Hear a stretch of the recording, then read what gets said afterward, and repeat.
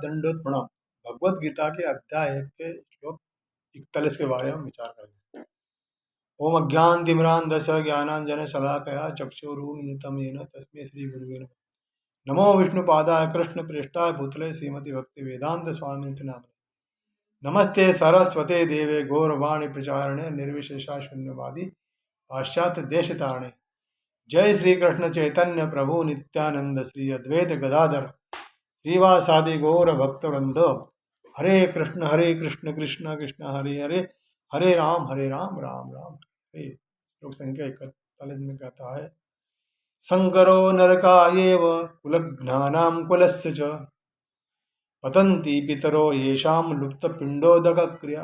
अर्जुन भगवान श्री कृष्ण से कहते हैं, अवांछित संतानों की वृद्धि से निश्चय ही परिवार के लिए तथा पारिवारिक परंपरा को विनष्ट करने वालों के लिए नारकी जीवन उत्पन्न होता है। इसे पतित कुलों के पुरखे पितर लोग गिर जाते हैं, क्योंकि उन्हें जल तथा पिंडदान देने की क्रियाएं समाप्त हो जाती है।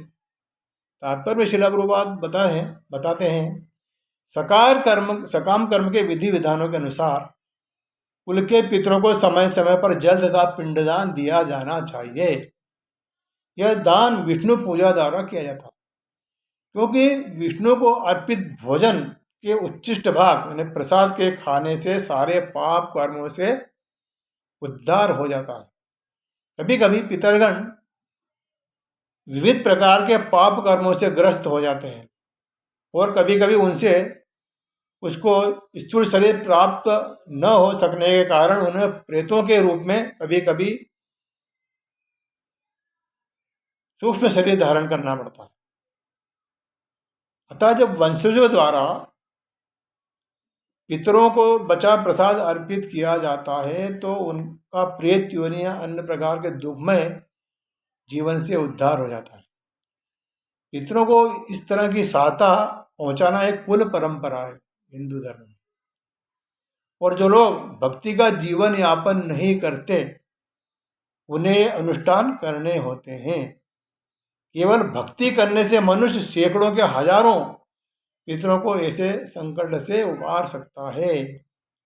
भागवत में कहा गया है कि जो पुरुष अन्य समस्त कर्तव्यों को त्याग कर मुक्ति के दाता भगवान मुकुंद के चरण कमलों की शरण ग्रहण करता है और इस पथ पर गंभीरता पूर्वक चलता है, वह देवताओं मुनियों सामान्य जीवों स्वजनों मनुष्यों या पितरों के प्रति अपने कर्तव्य या ऋण से मुक्त हो जाता है।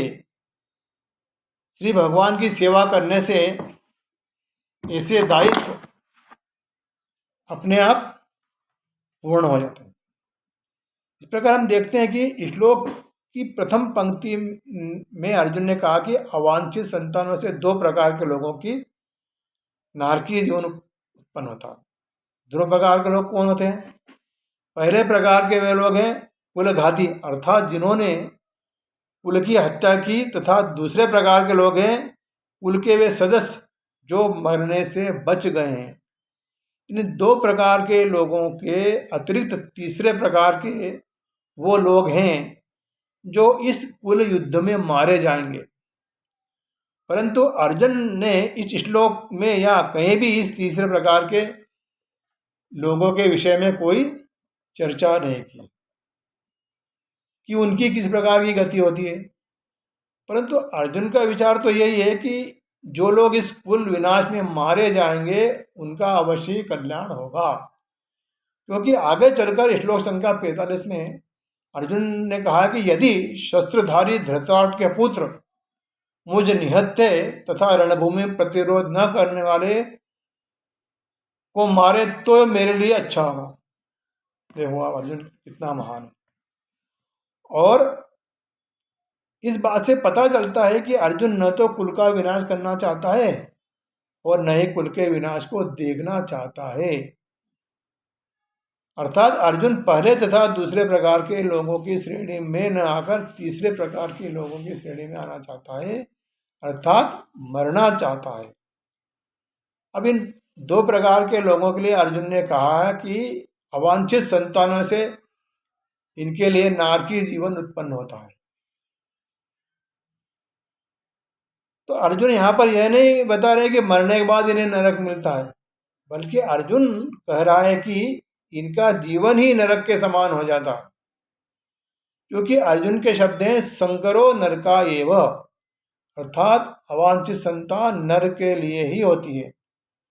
यहाँ पर नरका एव इस शब्द का निर्माण दो शब्दों से हुआ, नरकाय तथा एव। नरकाय का अर्थ है नरक के लिए तथा एव का अर्थ है निश्चय ही, परंतु शब्द नरकायो का निर्माण इन दो शब्दों से भी हो सकता है, नरकाय तथा यु। यहाँ पर इसका अर्थ होगा के समान। इस प्रकार नरकायो का अर्थ है नरक के समान जीवन जीने के लिए। इस प्रकार श्रील प्रभुपाद इस श्लोक के अनुसार बताते हैं कि नारकी जीवन की क्या गति होती है, जबकि अनेक विद्वानों ने इस श्लोक के अनुवाद में लिखा है कि अवांछित संतान नरक में ले जाने के लिए होते।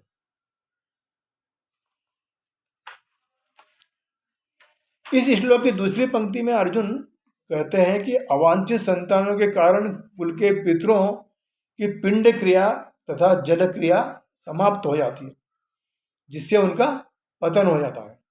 यहाँ पर हमें विचार करना चाहिए कि पितरों के पिंड एवं जलक्रिया दो कारणों से समाप्त होती है। पहला कारण है कुल के नष्ट होने से कुल के वयोवृद्धों के द्वारा दिए गए आदेशों के अभाव में अथवा अपने मनमाने आचरण के कारण अवांछित संतानें पितरों के पिंड व जलक्रिया नहीं करती, इसलिए उनकी मुक्ति नहीं होती। दूसरा, स्त्रियों के दूषित होने के कारण व्यभिचार से उत्पन्न अवांछित संतानें